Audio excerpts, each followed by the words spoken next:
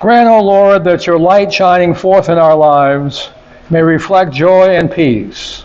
Amen.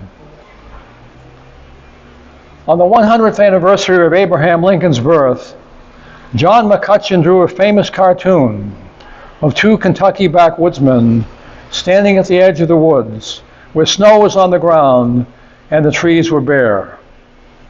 I understand that Bonaparte fellow has taken most of Spain.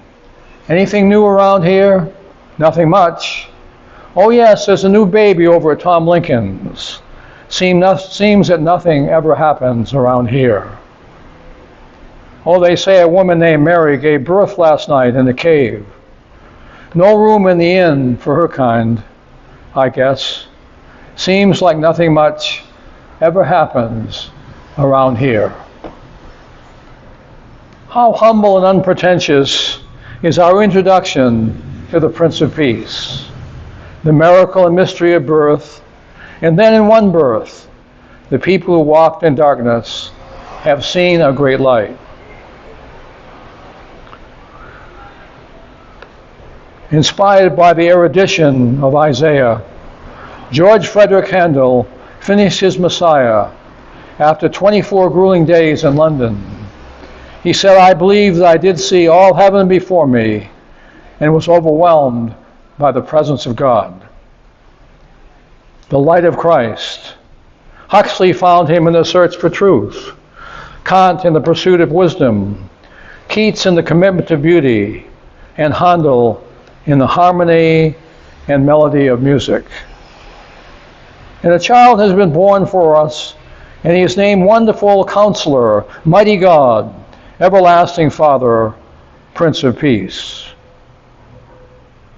I invite you on this Christmas Day to go beyond the dark places that we have experienced. Let us go for a few moments. Let us go to the sales you missed, that versatile old man, and leave them behind. Let's go to the cards and the presents and leave those behind too. Maybe even the in-laws and outlaws, and yes, the daily skirmishes and anxieties that are so endemic to this season. The people who have walked in darkness have seen a great light. Let the hymns we sing celebrate the mystery and miracle of Jesus' birth.